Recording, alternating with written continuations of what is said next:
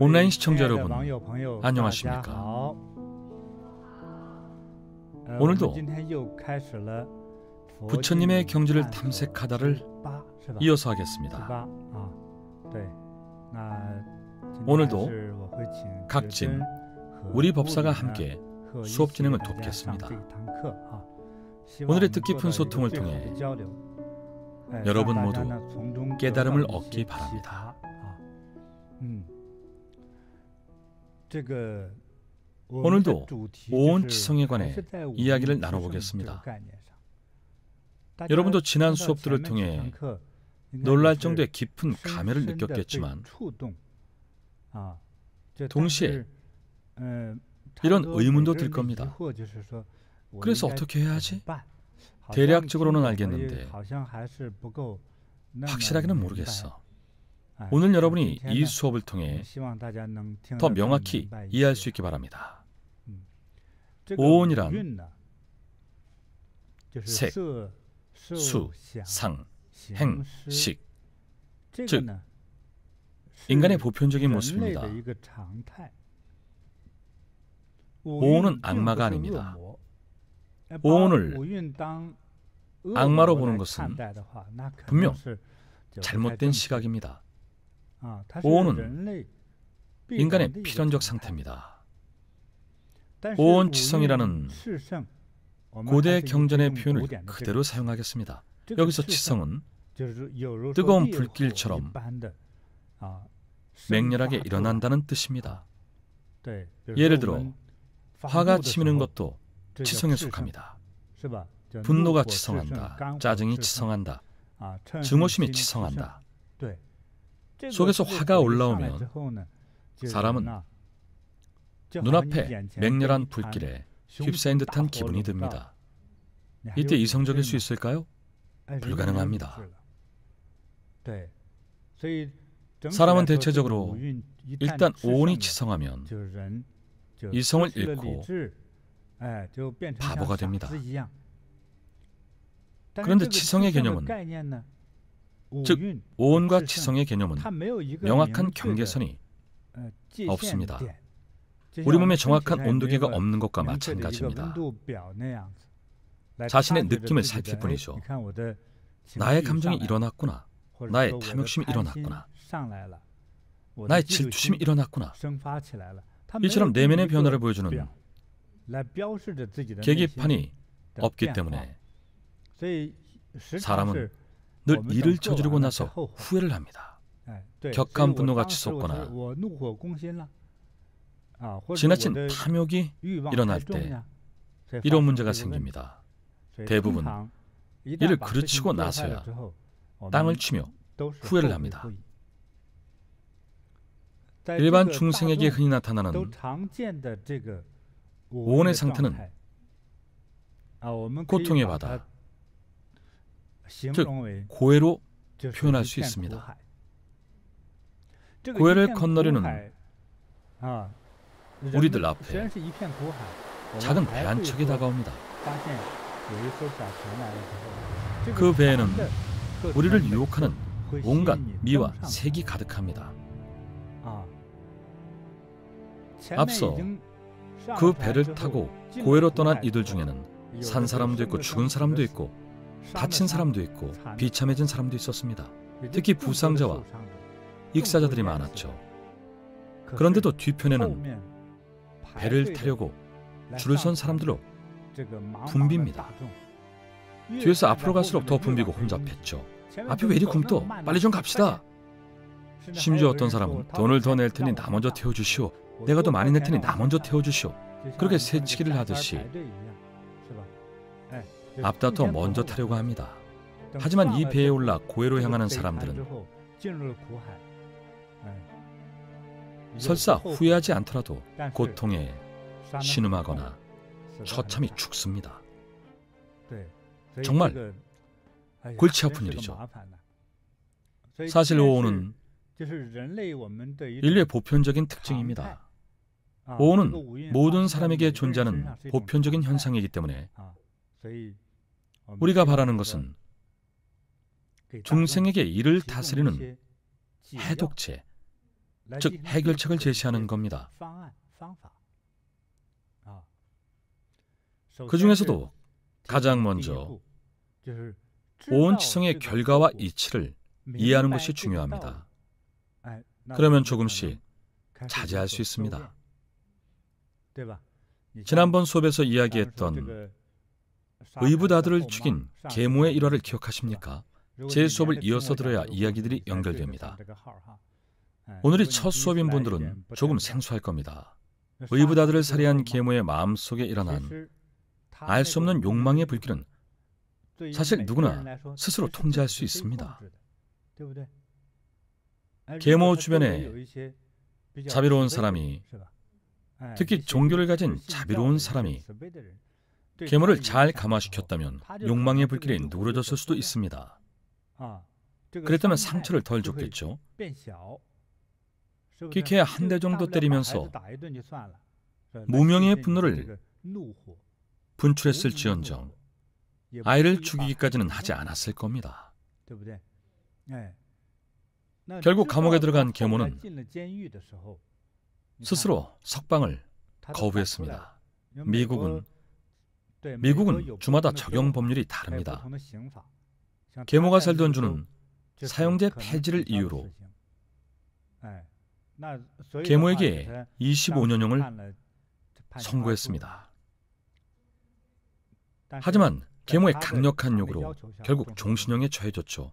이 사건의 결과를 한번 분석해 봅시다. 당시 계모는 남편으로부터 더 많은 사랑과 관심을 받고 싶어 했습니다. 남편의 관심이 전처와 낳은 아들이 아닌 오직 자신에게만 향하길 바랐습니다. 계모는 결국 의붓아들을 살해했고 경찰의 조사 끝에 감옥에 갇히면서 결국 모든 사랑을 잃었습니다. 그런데 계모와 같은 살인광도 자신의 부모를 사랑할까요? 아마 사랑할 겁니다. 감옥에 갇혀서 효도할 수 있을까요? 부모는 그런 자녀를 사랑할까요? 물론 사랑은 하겠지만 심경이 복잡할 겁니다. 사랑의 마음을 거두자니 가슴이 아프고 사랑을 표현하자니 사회적 여론 때문에 많이 난감했겠죠.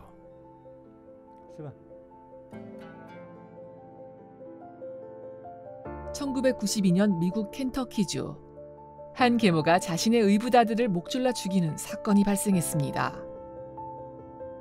살인의 동기는 남편과 전처 사이에서 태어난 의붓아들에 대한 질투였습니다. 살해 당시 임신 중이던 계모는 친구와 범죄를 계획하고 의붓아들을 무참히 살해합니다.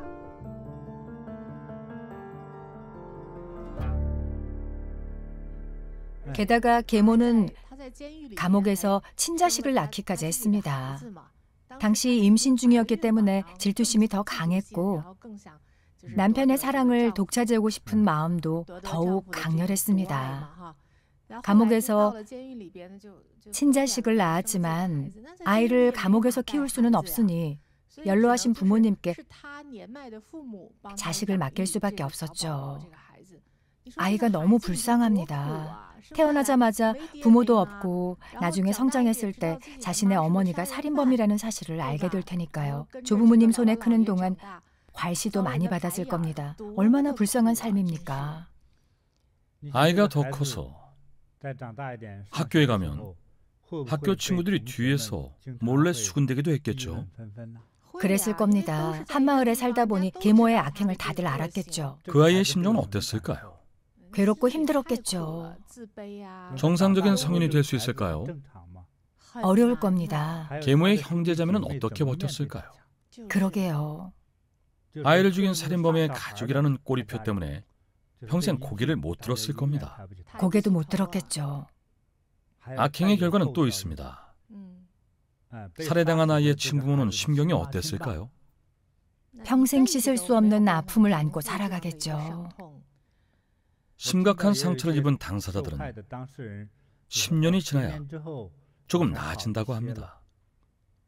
하지만 자식을 잃은 고통은 평생 치유될 수 없습니다.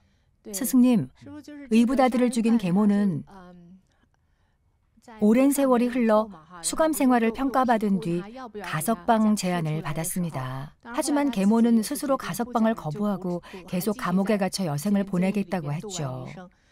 당시 죽은 아이의 친모가 언론과 인터뷰를 했는데 살인자인 그 계모를 그녀라고 부르지도 않았습니다.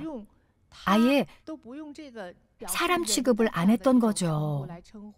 영어로 그녀라고 부르는 대신 물건을 뜻하는 그것이라고 불렀습니다. 그 악마 같은 살인자는 절대 출소하면 안 된다고 말했죠. 사실상 짐승 취급을 했군요. 그렇습니다.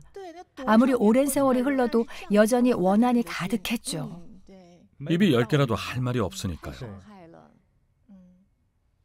사람을 죽인 계모, 그 악마 같은 살인자 계모가 이 모든 결과를 미리 알았다면 그렇게 독하게 죽일 수 있었을까요? 못했을 겁니다. 어떤 상황에 처했을 때 우리 안에 어떤 감정이 올라오면 그 감정의 결과를 생각해야 합니다. 여러분도 잘 생각해보면 범죄 영화를 보면서 겁이 날 때도 많지 않습니까? 신출 규모란 도둑이나 냉혈한 살인범들도 결국에는 다 잡혀갑니다. 따라서 작은 일에도 늘 주의하고 경계하면서 그것이 위법은 아닌지 살펴야 합니다. 불교에서 말하는 인과까지 가지 않더라도 그 일 자체로 인해 현세에서 일어날 결과만 떠올려도 두려운 일입니다. 아까 오전에 법사들과 이런 이야기를 나눴습니다. 캐나다에서 유학 중인 딸을 보러 온 아버지가 캐나다 법을 몰라서 실수를 저지른 사연이었죠. 각진 법사가 말씀해 주시죠. 몇 년 전 신문에서 본 사연입니다. 공부도 잘하고 품행도 단정한 중국 여학생이 운 좋게도 캐나다에 유학할 기회를 얻었습니다. 그 학생은 캐나다 수도 오타와에서 대학을 다니고 있었죠. 하루는 대학 강의실에서 수업을 듣고 있는데 누군가 문을 똑똑 두드리더니 경찰 2명이 들어왔습니다. 경찰이 교수에게 귓속말을 하자 교수가 고개를 끄덕였습니다. 경찰들은 그 여학생에게 다가가 우리와 함께 가달라고 했습니다. 어리둥절한 여학생은 영문을 알 수 없었죠. 중국에서 딸을 보러 캐나다에 온 아버지는 딸이 학교에 가 있는 동안 여기저기 산책을 다니다가 공원에서 캐나다 구스를 보게 됐습니다. 캐나다 공원에는 캐나다 구스가 많죠. 구스는 거위입니다. 캐나다 거위는 몸집도 크고 살도 아주 통통하죠. 딸을 사랑하는 아버지는 이런 생각을 했습니다. 거위가 참 많구나. 누가 집에서 기르는 것 같진 않고 주인 없는 야생 거위인 듯 하구나. 중국에서는 야생동물을 개인이 잡아와도 도둑질로 여기지 않습니다. 아버지는 거위를 한 마리 잡아서 집에 돌아가 딸에게 거위 요리를 해주기로 마음먹었습니다. 하지만 이를 목격한 행인이 전화로 경찰에 신고를 했습니다. 경찰이 아버지를 뒤쫓아 집에 들이닥쳤습니다. 그때 아버지는 냄비에 물을 끓이고 김이 모락모락 나는 주방 안에서 소매를 걷어붙인 채 거위털을 뽑고 있었습니다. 증거까지 명확해서 현장에서 체포됐습니다. 중국인 아버지는 영어도 할 줄 모르고 캐나다 법을 알지 못하니 잘못을 인정하지 않았습니다. 오로지 캐나다 사람들이 M1 중국 사람을 무시하고 괴롭히는 것이라 생각했죠. 아버지가 체포를 거부하고 협조하지 않자 경찰이 총까지 꺼내들었죠. 하지만 결국에는 경찰서로 끌려갔습니다. 어릴 때부터 말도 잘 듣고 착한 아이였던 여학생은 난생 처음 경찰차를 탔습니다. 경찰이 자초지종을 설명했죠. 너희 아버지가 너에게 요리를 해주려고 캐나다 거위를 잡다가 체포됐다. 그럴 리가 없어요. 저는 거위 고기를 먹겠다고 한 적이 없어요. 여학생은 너무 억울했죠. 나중에 어떻게 됐을까요? 아버지가 캐나다 법을 몰랐어도 어쨌든 법을 위반했으니 캐나다 법에 따라 처벌받았죠. 결국 벌금 500만 원을 냈습니다.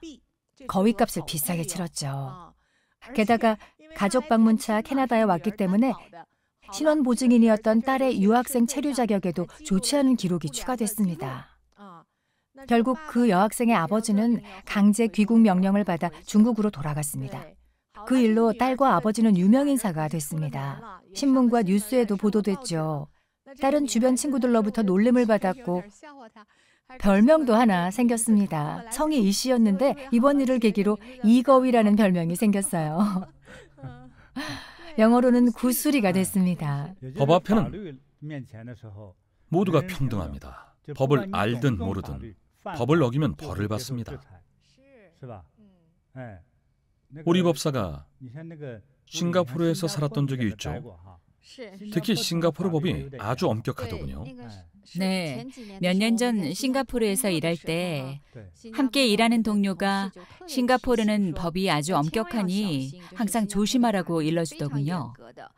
무심코 저지른 사소한 잘못에도 그 유명한 태형, 즉 곤장을 맞을 수도 있다고 했습니다. 한 번은 호기심에 도대체 어떤 죄를 저질러야 태형이 내려지는지 찾아봤습니다. 중범죄들은 말할 것도 없습니다. 강도, 강간, 살인, 마약 밀매 이런 범죄는 가장 심한 처벌인 태형을 받을 만하죠. 하지만 가장 의외였던 죄명이 뭐였는지 아세요? 바로 그래피티입니다. 그래피티요? 길거리 벽에 낙서를 하는 행위입니다. 북미 지역에서는 너무나 흔하죠. 북미 지역에서는 거의 하나의 예술 행위가 되어버렸죠. 그 동료는 태형에 처할 수 있으니 절대 벽에 그림을 그려서 예술성을 뽐내지 말라고 신신당부했습니다. 또 한 가지가 있습니다. 체류 기간을 90일 초과해도 태형을 받습니다. 여기 북미 지역에도 체류 자격을 상실한 이민자들이 많지 않습니까? 불법 체류 기간이 90일이 되거나 초과한 경우군요. 네, 기한이 넘으면 태형입니다. 피로 물든 교훈을 새겨서 잘못을 평생 잊지 못하게 만드는 형벌이죠. 그 외에도 조금 약한 처벌도 있습니다. 물론 심하긴 합니다. 싱가포르에서는 껌을 씹으면 벌금을 내야 하고 공공장소에서 담배를 피워도 벌금을 내야 합니다. 공공 화장실에서 깜빡하고 물을 안 내려도 수백만 원의 벌금을 내야 합니다. 그만큼 법이 굉장히 엄격하기 때문에 사소한 법까지 잘 다 지켜야 합니다. 제가 듣기로는 싱가포르는 일부 횡단보도가 지하 통로로 나 있다고 합니다. 그 지하도에서 자전거를 타다가 걸리면 벌금을 내야 하는데 벌금이 10만 원에서 20만 원 정도라고 합니다. 굉장히 엄격합니다. 하지만 처벌이 엄격한 만큼 사회 구성원들이 법과 원칙을 철저히 지키려 합니다. 그렇다면 싱가포르는 법이 엄격한 만큼 다른 나라에 비해 치안이 좋다고 생각하십니까? 그럼요. 훨씬 훌륭합니다. 훨씬 훌륭합니까? 네, 훨씬요. 태형이 무서워서라도 다들 법을 잘 지킵니다. 태형에 쓰이는 도구는 어르신들이 회초리로 쓰는 지팡이 같은 것이 아닙니다. 실제 태형을 당하면 피부가 찢어지고 살이 터집니다. 예전에 이런 사건이 있었습니다. 미국의 한 청소년이 싱가포르에서 범법을 저질렀습니다. 재판 결과 태형을 선고받았죠. 당시 미국의 클린턴 대통령이 직접 선처를 요청할 정도였습니다. 철없는 소년이 저지른 일이니 태형을 면하게 해달라고 호소했죠. 싱가포르 정부는 미국 대통령의 체면을 생각해서 태형을 면해주지는 않았지만 대신 감형을 해주었습니다. 원래는 태형 몇 대였죠? 12대였습니다. 12대를 4대로 줄였습니다. 하지만 4대만으로도 다시는 싱가포르에 올 엄두도 못 냈겠죠. 소년은 평생 싱가포르를 못 잊을 거라고 말했습니다. 오온치성의 해독약. 결과를 내다보고 이치를 헤아려라.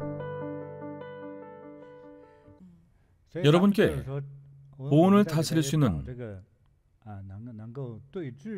작은 비법을 알려드리겠습니다. 먼저 지금 현재 일어난 인과의 현상으로 보이는 관계를 잘 관찰하십시오. 그리고 법과 처벌의 관계도 잘 살펴보십시오. 또한 시간이 흘렀을 때를 생각하십시오. 의붓아들을 살해한 계모의 사례를 다시 보겠습니다.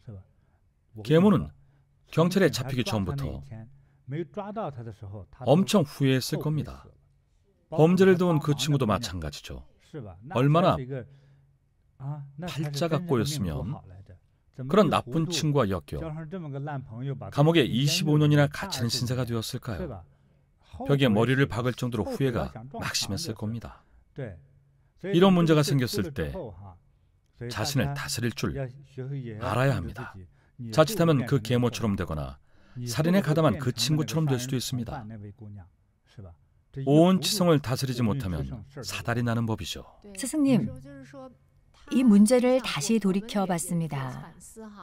아시다시피 미국 사회는 교육이나 법치 제도가 잘 발달해 있지 않습니까? 살인을 저지른 그 계모도 자신의 행위가 범법이라는 것을 결코 모르지 않았을 겁니다.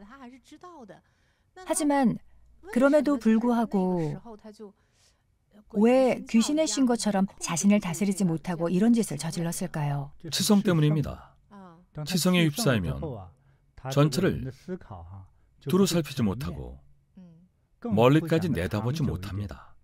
의붓아들이 실제로 죽고 나면 그 친부모가 얼마나 고통스러울지, 남편이 자신을 진정으로 사랑할지, 혹시 남편의 아이를 잃고 옥상에서 뛰어내리지는 않을지 전혀 생각하지 못하고 오로지 아이를 죽여야만 남편의 사랑을 얻는다는 생각뿐이었죠. 온 치성에 휩싸인 사람은 어리석게 변합니다. 마치 귀신에 홀린 것처럼 눈에 뵈는 것이 없어지죠. 이것이 치성입니다. 가끔 우라가 치밀면 눈이 붉어지는 것처럼 눈이 달려 있어도 제대로 보지 못합니다. 하나에만 꽂혀서 그것에만 집착하죠. 그렇다면 해독약은 그 지경까지 가지 않는 것이군요. 눈에 뵈는 것이 없고 마음의 불길이 치솟으면 이미 되돌릴 수 없습니다. 그 전에 미리 끊임없이 배우고 체득해서 상황을 더 멀리 보고 결과를 헤아리면 되겠군요. 마음속 불길이 치솟을 때 스스로 감정을 누그러뜨리고 가라앉힐 줄 알아야 합니다. 특히 남을 해치는 행위와 관련된 법률 사례를 미리 알아두거나 변호사에게 자문을 구하십시오. 그러지 않으면 오온 중에서 어느 한 가지 온이 치성했을 때 남들은 다 멍청하고 나만 똑똑하다고 착각합니다. 남을 내치고 범죄를 저질러도 붙잡히거나 들킬 리 없다고 생각하죠. 그만큼 생각이 짧아집니다. 3번 숙고한 다음 행동하라. 무엇을 숙고해야 할까요? 현재를 숙고하고 미래를 숙고하고 가족을 숙고해야 합니다. 내가 어떤 일로 잡혀가면 어떻게 합니까? 피해자들은 어떻게 합니까? 더 많이 숙고하십시오. 치성을 잠재울 수 있는 또 하나의 좋은 방법을 알려드리겠습니다. 제 어릴 적 스승님이 알려주신 방법이죠. 바로 역지사지입니다. 내가 저 사람이라면, 저 사람이 나라면, 그러면 금세 이해됩니다. 스스로 자신을 일깨우는 방법 중 하나입니다. 입장을 바꿔 생각하는 것이죠. 좀 더 멀리까지 내다봐야 돌이킬 수 없는 잘못을 최대한 피할 수 있습니다. 살인은 돌이킬 수 없는 잘못입니다. 아무리 후회해도 소용없습니다. 죽은 사람은 돌아오지 않습니다. 얼마나 안타까운 일입니까? 그리고 무엇보다도 인과의 이치를 잘 배워야 합니다. 콩 심은 데 콩나고 팥 심은 데 팥난다. 머리 3척 위에 천지신명이 지켜보고 있다. 자신이 저지른 일은 언젠가는 들키기 마련이다. 인과의 개념은 우주 공간에 존재하는 것으로 무슨 일을 하든 우주가 지켜보고 있습니다. 현재 세계 곳곳에 정부가 설치한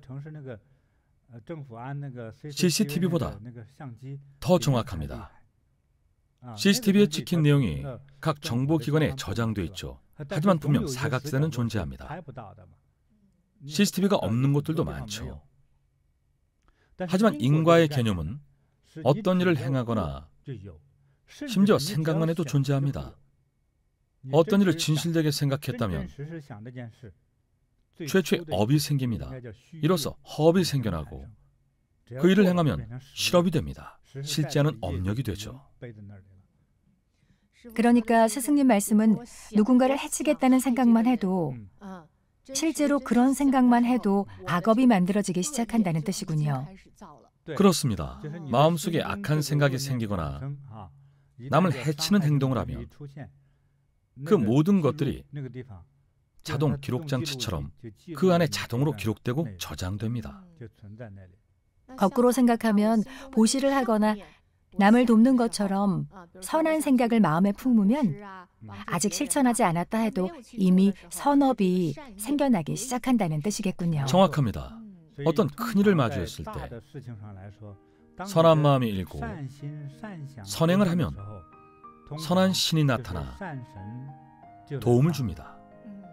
하지만 악한 생각이 일어나는 순간 사악한 마귀가 나타나 도움을 주죠. 마귀의 도움은 자신을 불구덩이 속으로 더 밀어넣습니다.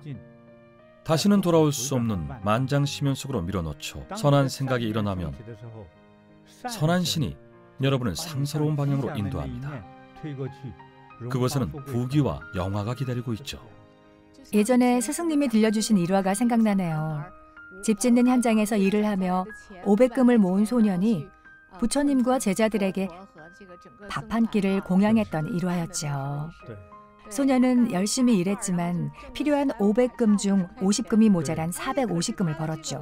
이 사정을 들은 집주인이 모자란 50금을 사비로 채워주었다는 내용이었죠. 선행은 사람의 마음을 이끄는 힘이 있습니다.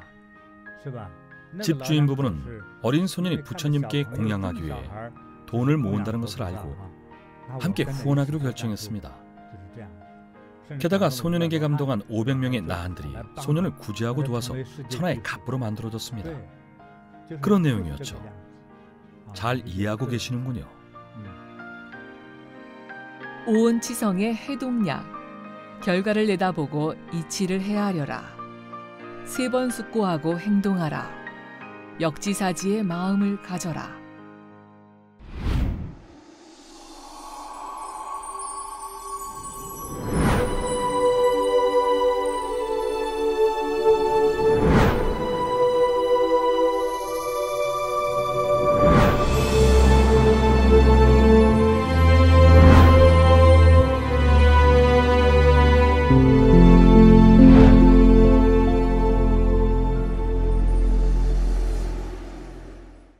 를 만나니까 다른 거 다 필요 없어. 너무 내하고 딱 맞는 거야.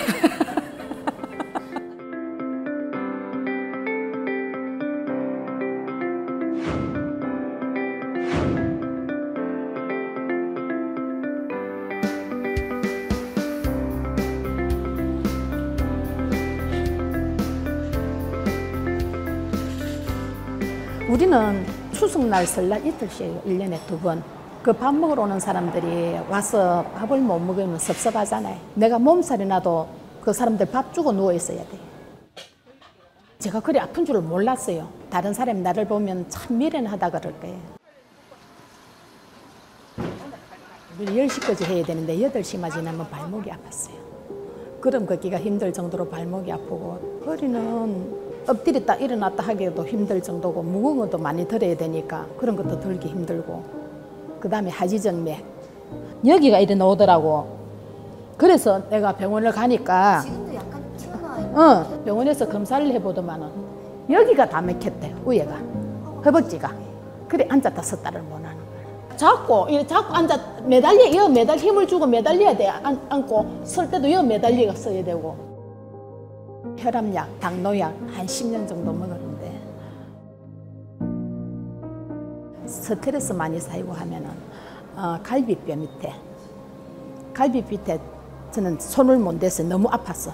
또 갈비뼈 밑으로 이런 덩어리가 아침에 자오려면 덩어리 같은 게 있어요. 그걸 이래 손과 부드럽게 이래 쓰다듬어 주면은 거기 살 풀어져요. 거기 합병이랍니다. 여자들.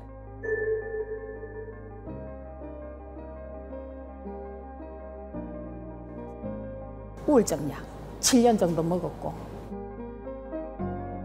사실은 내가 젊었을 때 임신을 하면 유산이 삭되는 거라 자연유산을 8번을 했어요. 그게 얼마나 몸에서 안 좋았겠어요.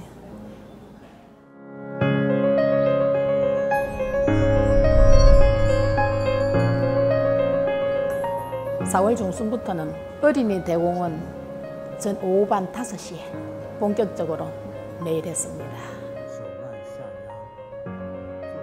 아팠던 관절쪽은 한 달 정도 되니까 낫는 거를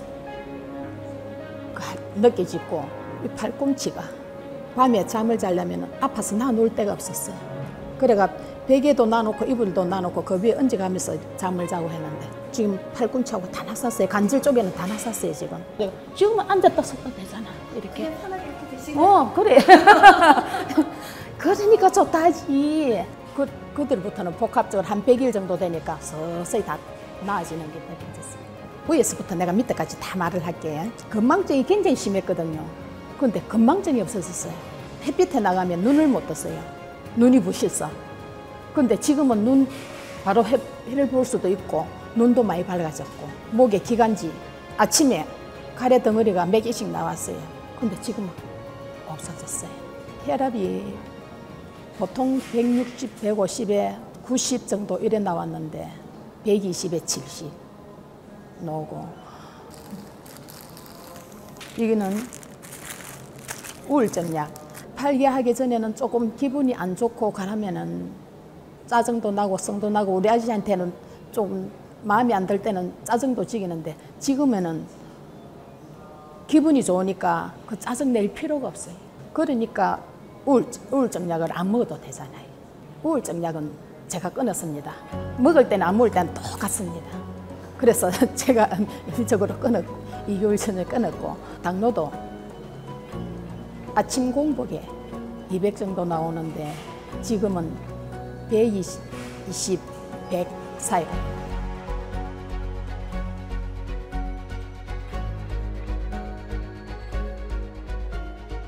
내가 당뇨약을 근 10년 먹는 동안에 한 번도 좋아졌다 소리를 아무도 안 들었는데 약이 너무 더 쓸 게 없다고 인슐린 맞아야 되겠다 했는데 4개월 전에 피검사를 했을 때 굉장히 많이 좋아졌다고. 이제 그 인슐린 안 맞아도 되겠다고. 얼마나 천만다입니까? 8개하고부터 당뇨가 내려가서 이제는 조금만 있으면 안 먹어도 될 건데. 지금은 안 아파요. 전에는 살살 건드렸지. 살살 이래 달아야 되는데 지금 이래 꽉꽉 눌리도 안 아파요. 몇 가지로 좋아지는지 모르겠어요. 그리고 다이어트도 했지요. 살 많이 빠졌어요. 근데 이 옷이 작년에 작아서 못 입었어요. 근데 지금 이건 할랑할랑 하잖아요. 다이어트 힘들게 밥 굶어가며 할 필요가 없어요. 먹을 거 다 먹으면서 이랬는데 다이어트가 됐으니까. 한 5, 6kg는 빠졌을 거예요. 특히 배가, 앞배가 많이 나왔는데 이 배가 다 들어갔잖아요. 8개월 한 6, 7개월 하고 이마에 빠지면 한 달에 1kg씩 빠졌다고 봐야 되는데. 그치? 내 몸이 이만큼 제가 힘드는 줄은 몰랐는데 이게 다 드러나고 나니까 이 자체가 사는 재미가 나고 이게 행복한 거죠. 선사님한테 진짜 감사할 생각을 하고 내가 이렇게 나섰으니까 내가 나섰으면은 내가 뭔가 보답을 해야 되잖아요. 사람 보답을 하고 싶는데 내가 할 게 없잖아요. 할 수 있는 방법은 또 내처럼 아팠던 사람을 모시고 와서 건강하게 같이 이렇게 행복한 마음으로 같이 살면 더 좋잖아요. 20년을 장사를 하다 보니까 지나가는 사람들이 거의 다 아는 사람들이라. 그리고 우리 집에 밥을 거의 다 물어오는 사람들이고. 오랫동안 하다 보니까 나를 믿어주니까. 책자를 우리는 가게에 놔놓고 내가 해보니까 이게 좋더라. 이 책 좀 읽어봐라. 같이 한번 해보자. 오늘 만나자. 그래서 사람들을 참 많이 데리고 왔습니다. 근데 내가 데리고 간 사람들이 또 사람들을 또 모시고 오고. 자, 모두 명절 잘 셌습니까? 그 선사님한테 내가 얼마나 울었는지 모른다. 너무 고마웠어. 눈물이 나고 너무 좋아갖고 내가 너무 감사하다고 울고.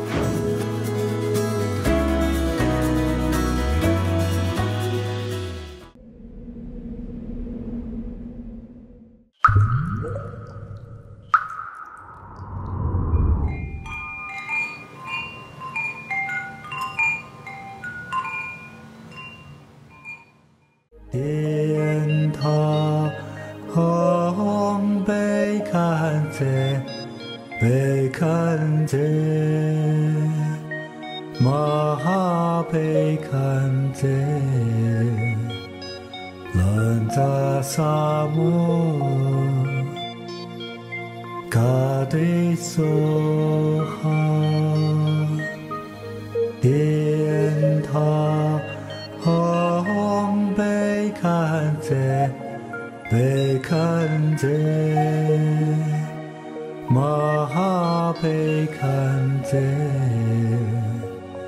런자 사무 가데소하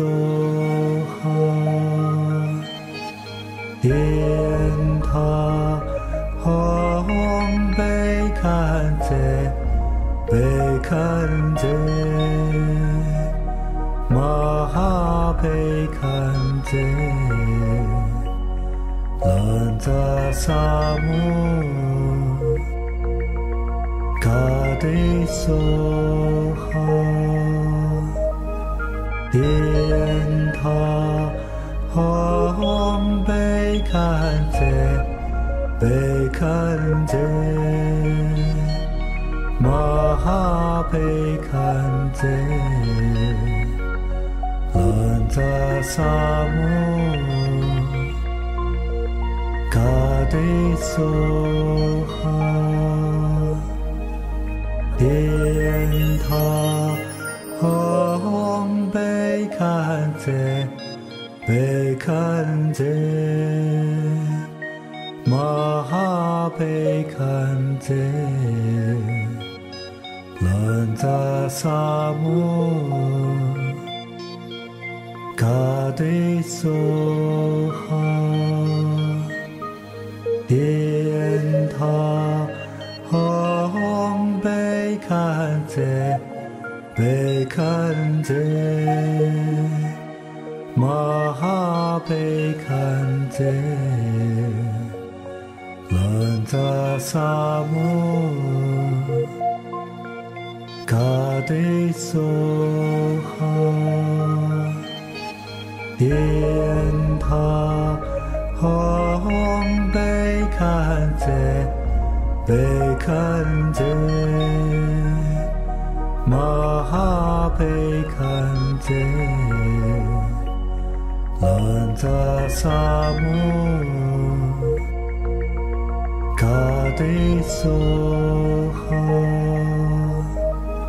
띠엔타 헝悲堪者悲堪者마하悲堪者런자 사무 가데소하 띠엔타 헝悲堪者悲堪者마하悲堪者런자 사무 가데소하 띠엔타 헝悲堪者悲堪者마하悲堪者런자 사무 가데소하 띠엔타 헝悲堪者悲堪者마하悲堪者런자 사무 가데소하 띠엔타 헝悲堪者悲堪者마하悲堪者런자 사무 가데소하 遍他红被看见，被看见，马被看见，人在沙漠，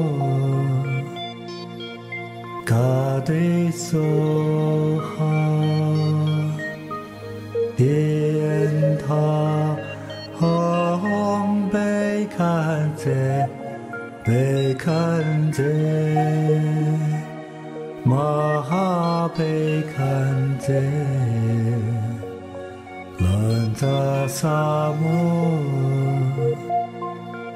가득 쏘哈，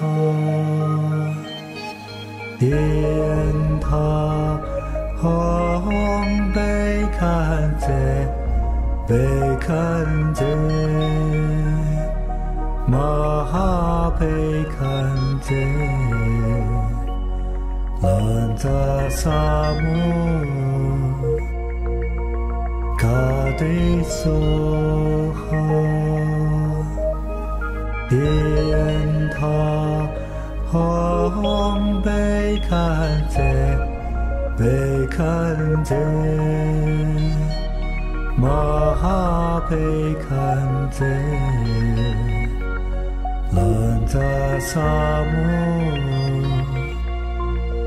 가득 쏘하。